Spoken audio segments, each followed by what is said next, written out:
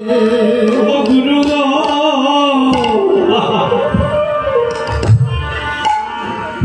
লক্ষ্মী সারা কপাল পুরা আমায় কেউ না ভালো বসে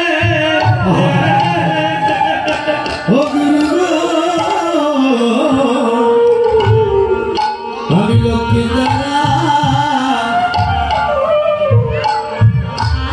এই কপাল পুরা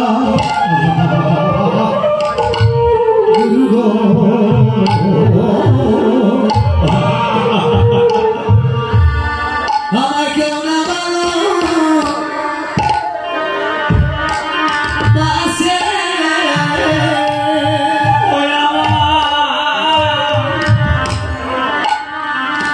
আমারে মনবা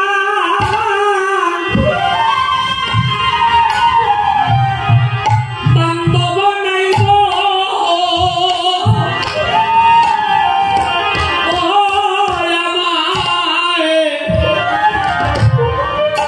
আমার ডাক দিয়া শিকাছে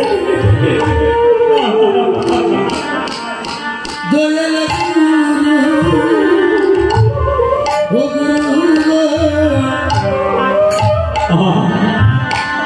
আমারে মনবা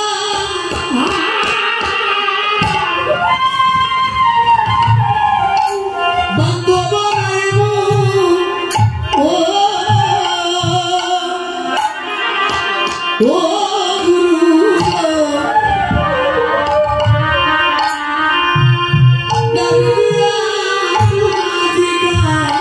সেবা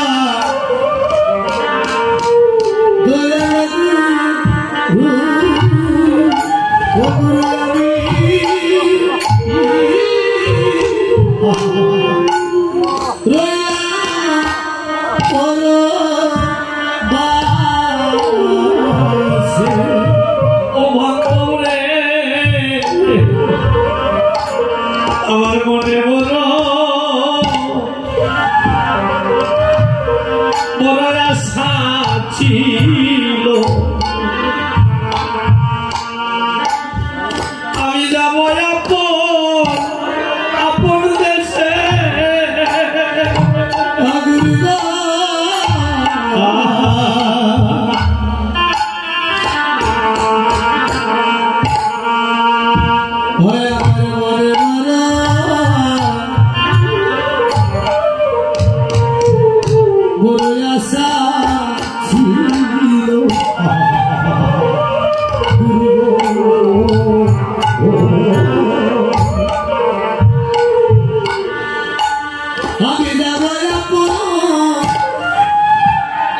দেশে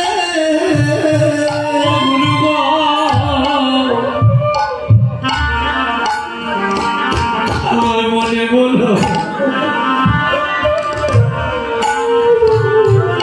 বড় আশা ছিল ও গুরু গো আমি যাব আপন দেশে আমার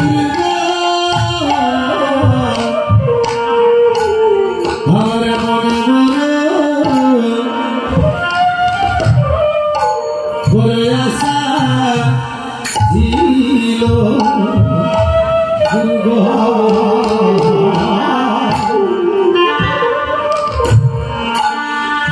আমি যাব দেশে ওরে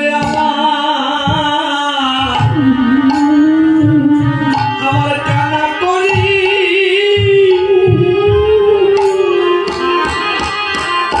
নাই তো হাতে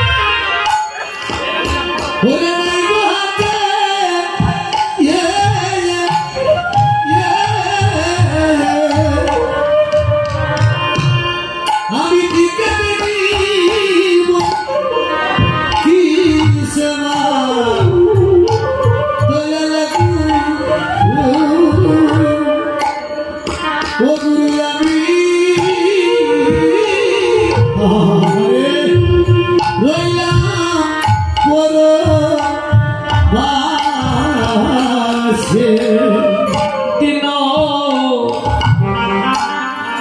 দিন শরৎ বলে আমার দয়াল গুরু তুমি থেকো আমার পাশে হাই রে দিশরদ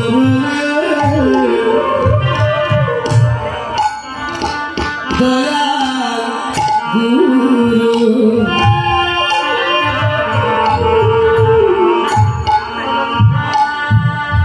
ওতে কইরা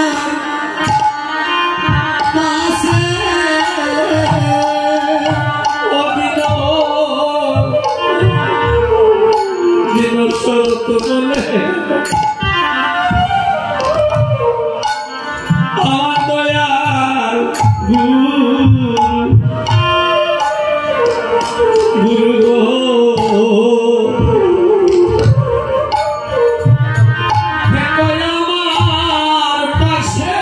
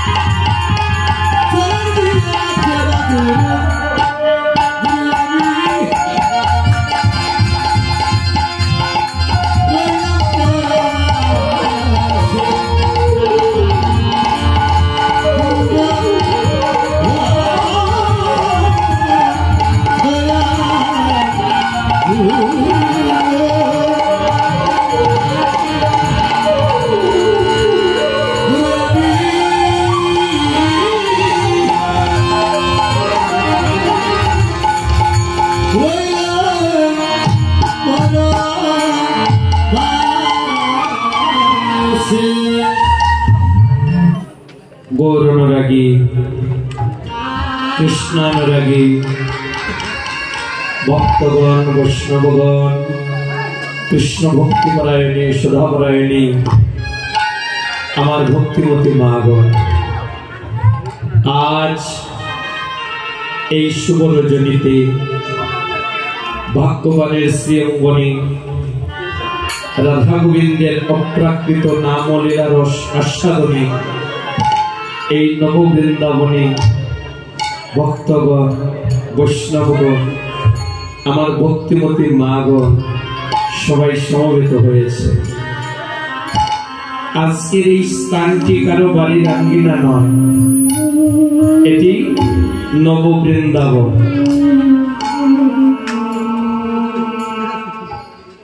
শাস্ত্রে স্পষ্ট উল্লেখ আছে, যে স্থানে হয় অনন্ত কোটি বিশ্ব ব্রহ্মাণ্ডের অনন্ত কোটি সাধুগুরু বৈষ্ণব ভক্তগণের আগমন,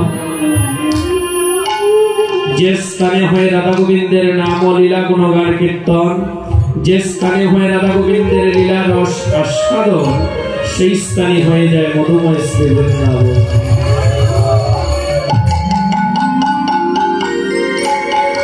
ভক্তগণ,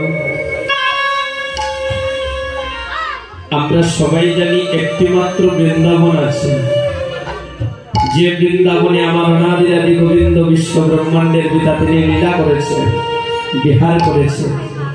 সেই ভারতের যে বৃন্দাবন, সেই বৃন্দাবন সেজেছে কাদের দ্বারা? সেই বৃন্দাবনে সেজেছে ব্রজগোপী, ব্রজরাখাল, ব্রজের পশু পাখি কীট পতঙ্গ সবার দ্বারা। আর আজকের এই যে নব বৃন্দাবন, যে ভাগ্যবান নব বৃন্দাবনের আয়োজন করেছেন, এই নব বৃন্দাবনে সেজেছে কাদের দ্বারা? আপনাদের মতো সাধুগুরু বৈষ্ণব ভক্তগণ, আমার ভক্তিমতী মা গণের দ্বারা। পরে বলে, আকাশের সুধা চন্দ্র যেমন, চন্দ্রের সুধা তারা, ব্রজের শোভা কৃষ্ণ যেমন, নদের শোভা গোরা,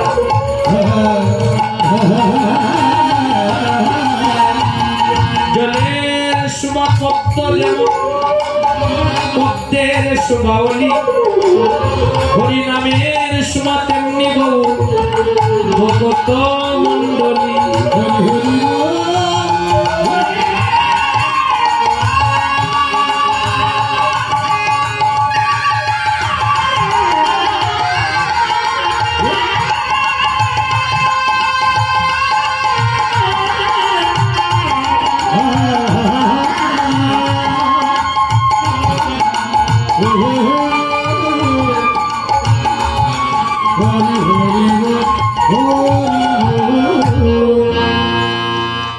ভক্তগণ, বৈষ্ণবগণ, আপনারা হলেন এই হরিনাম সংকীর্তনের শোভা।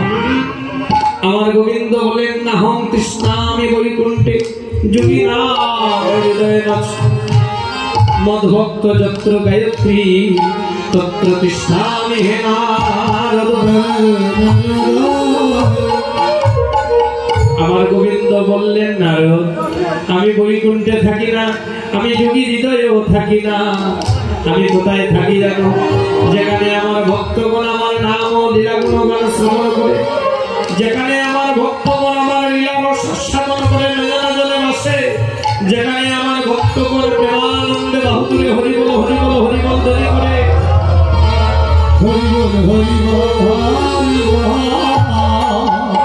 আমি সেই স্থানে অবস্থান করি। তুমি জানো না, তুমি জানো না আমি ভক্তের অধীন ভগবান, আর ভক্তের হৃদয়ে আমার সতত হয়ে বিশ্রাম। এই ভক্তের ভক্তির কারণে, এই ভক্তের প্রেমের কারণে এই ধরাটা আমি যুগে যুগে অবতীর্ণ হই। ভক্তের বোঝায় আমি মাথায় ধারণ করেছি, আমার মস্তকে ধারণ করেছি, আমি বহন করেছি। ডাকার মতো ডাকিলে মুরে রইতে পারি,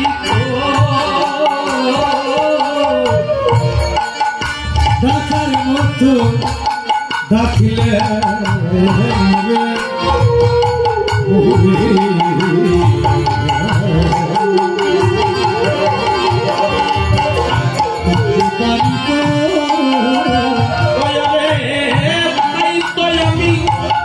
যুগে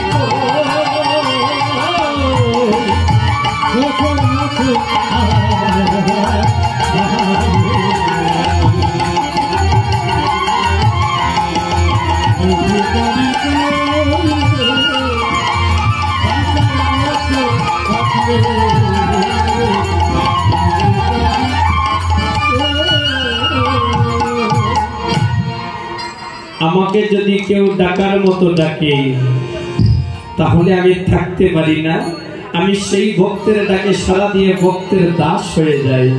আমাকে ডেকেছিল তৃতীয় পাণ্ডব অর্জুন, সখ্য প্রেমে বেঁধেছিল বলেই আমি ভগবান হয়েও কুরুক্ষেত্র যুদ্ধে আমি অর্জুনের রথের সারথি হয়েছি। আমাকে ডেকেছিল মা নন্দরানী, মা বাৎসল্য প্রেমে আমাকে বেঁধেছিল বলেই আমি গোলকের হরি হয়েও নন্দালয়ে নন্দের নন্দন হয়ে নন্দরাজার বুধেনু আমি মাঠে চড়াই। আমাকে ডেকেছিল রাধারানী, মধুর প্রেমে আমাকে বেঁধেছিল বলেই আমি বাঁশির সুরে দিবানিশি রাধারানীর গুণ গাই। আর রাধার প্রেম ঋণ শোধ করবার তোলে এই নবদ্বীপের ঘরে ঘরে আমি হরি বল বলে নাচিয়া বেড়াই। শুনি সজ্জন চৈতন্য চরিতামৃতে কবিরাজ গোস্বামী লিখেছেন, ভক্তি বিনা কৃষ্ণ কবু নহে প্রেম, প্রেম বিনা কৃষ্ণ প্রাপ্তি অন্য হইতে না। কলি যুগে ভক্তি একমাত্র সর্বস্বর, আর ভক্তিতে বশীভূত আমার কৃষ্ণ দয়া।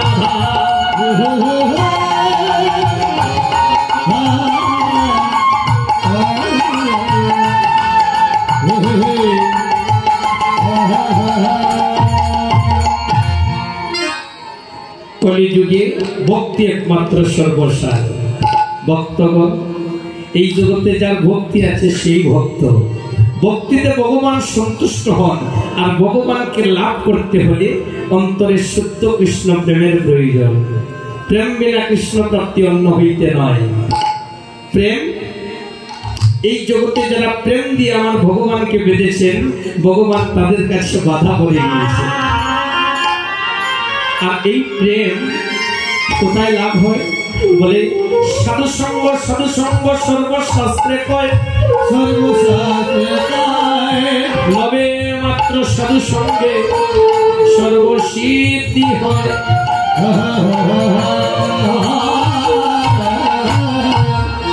বর্তমান